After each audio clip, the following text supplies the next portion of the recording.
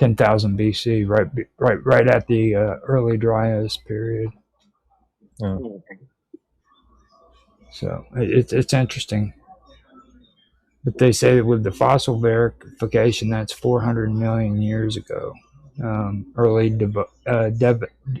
Devonian, I have a I hard think time. it's Devonian is what I've always said, but I don't know. Yeah. Early Devonian fossil records from sites like the Rhynes chert confirmed that primitive land plants already possessed established anatomical and physiological mechanisms for dealing with drought and salinity. So they're talking about not really cold weather, but coming from the sea up onto land and actually. So they're using pre-existing, almost like they can already handle that stuff. So they're moving into an environment where they can handle that stuff. In other words, So they're growing to where they're able to. I'm putting this kind of simply, but because they already had these pre-existing strengths that enabled them to elbow their way somewhere where they could cope with drought or salinity or stuff like that. Otherwise, they wouldn't have for gone there in the first place. So they didn't develop it to get there. They got there because they developed it. right, and they Yeah, learn to 400 adapt it. million years ago would be after the Andenian Saharan Ice Age by roughly 20 million years. Mm-hmm. So yeah, it would have given enough time for these plants to evolve and into the new sort of climate. Now they have another part too that was the extreme dormancy and structural defense. Do you want me to go ahead and read that part? Carry on. What about you, Robert? You cool? Yeah. Okay, so in tundra and Arctic research, scientists have documented visual and structural tactics. Plants grow in cushion shapes or low to the ground prostate forms to trap ambient heat radiating from the soil and escape brutal shearing winds. Others use dense, fine hairs to look in a layer of insulating air. Now, it goes from there to part two where it says how plants survives the deep ice ages. And it says during past glacial periods, massive sheets of ice scoured the earth. Plants could not run away, but they survived through three primary mechanisms documented by ecologists and geneticists. The first one was the microrefugia, the safe havens. The leading explanation in historical botany is the glacial survival hypothesis. As ice sheets advanced from the north, plants ranges contracted. Many species survived in refugia pockets of land that maintain hospitable local climates. The classic southern refugia, the European trees and plants retreated south into protected valleys around the Mediterranean basin. When the ice melted, they slowly recolonized the north. Then you have the cryptid north refugia, where genetic mapping by researchers at the University of St. Andrews proved that these Arctic plants did not flee south. By tracking the genetic diversity of the purple secaphrage or the secaphaga oppositifolia, they discovered the highest diversity was in Alaska and the Yukon. Now, because this specific northern area, or because these specific northern areas were never fully glaciated due to dry conditions, Plants manage to hold the ground in tiny ice-free valleys right next to the massive glaciers. And then you have the severe photorespiration, which is the second one. Researchers from Penn State University published a Nature Geoscience analyze. No, the research from Penn State University published in Nature Geoscience analyzed subfossil wood from the last ice age. They discovered that ice age trees had to deal with an extra threat, heavily depleted atmosphere, CO2 basically, to survive the cold, dry, carbon starved environment. Ancient trees dramatically ramped up photorespiration, a process where a plant consumes oxygen and releases CO2 while it operates like a form of labored breathing that wastes energy.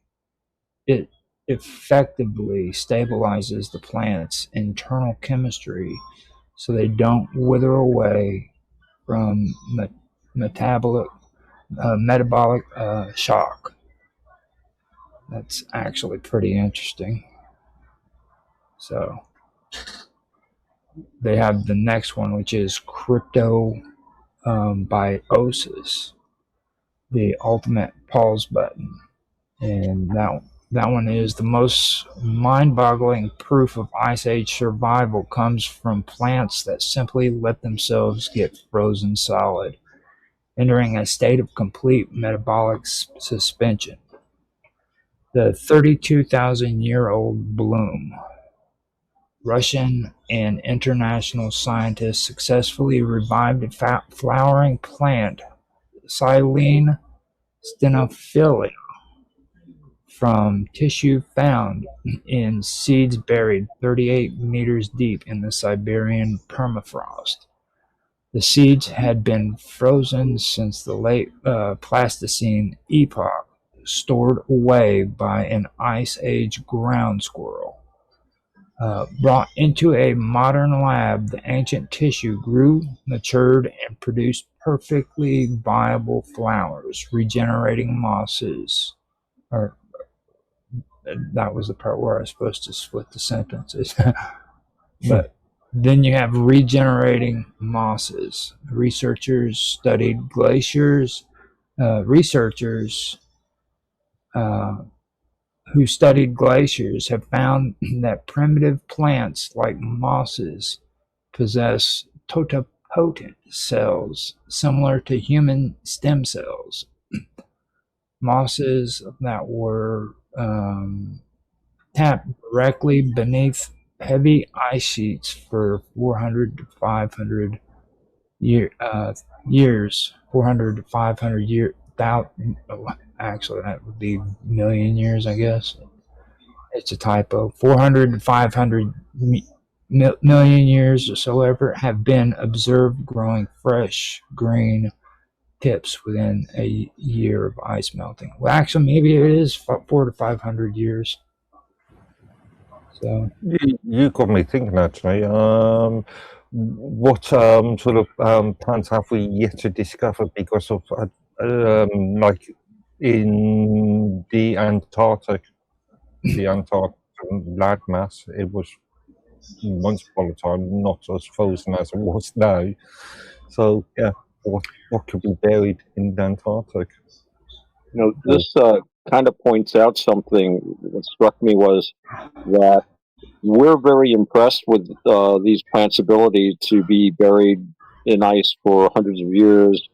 A lot of the world is glaciated, and we know that there have been, as we call them, ice ages, where the glaciers have retreated and they've come at, they've advanced and so forth. For us, we think in terms of a plant's life cycle, usually in a sorry about that, neighbors. A plant's life cycle in terms of the year. We're agriculturalists harvest and all that sort of thing.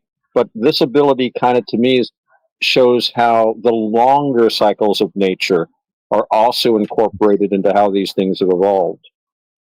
I mean, we're kind of amazed, but when you think about it, hey, I've always said if you could speed up our sense of time, you'd see the Earth pulsing with ice and dry and ice and dry and, spinning and whirling and stars exploding. So these are long-term processes, but I think they are just as cyclic as night and day and the year.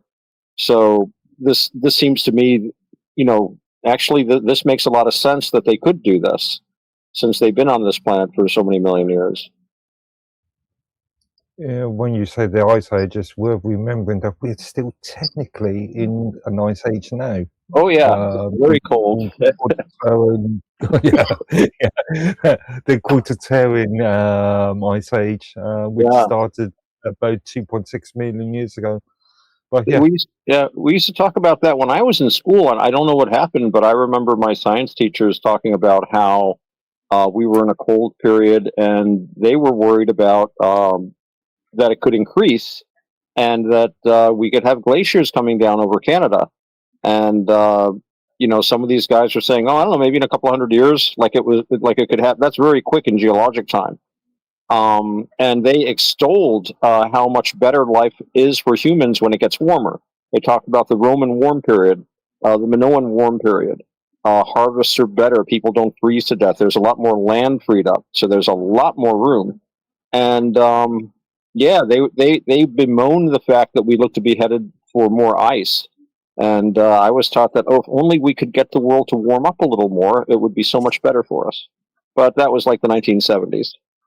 Again, now you understand why I get annoyed when I hear all the sort of global warming, the end is nigh.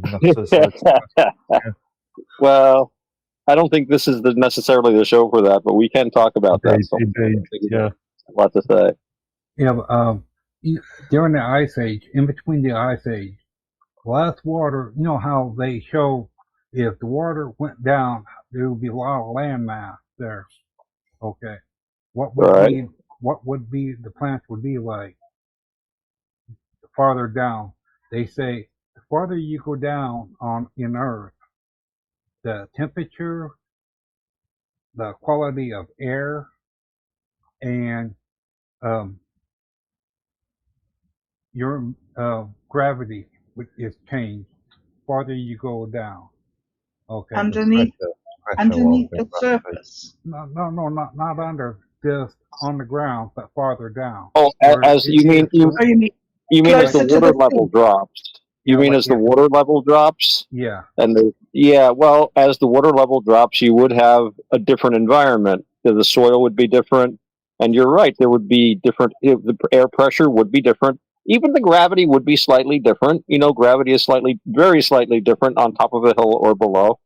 But yeah, it would be a new kind of an ecology, I guess, because it would be lower than the other land. So it would be still on the shore, probably, if it was sinking water, but maybe not if a lake dried up. So I think the main differences would be the soil would be different, and just the kind of stuff you'd get if you planted a garden in one place rather than another. So yeah, I think certain plants would certainly be gravitated. And, from an evolutionary standpoint, if you're talking about plants in the water evolving into land plants, that would also be a mechanism to get force plants to evolve so that they didn't need to be submerged all the time. And there'd be different plants further down, like you were saying, Robert. So maybe that would happen too. But that's what occurred to me about that. Yeah. And like they were showing on there's countries, prehistoric countries down there, farther down. And that's what I was coming up with, is that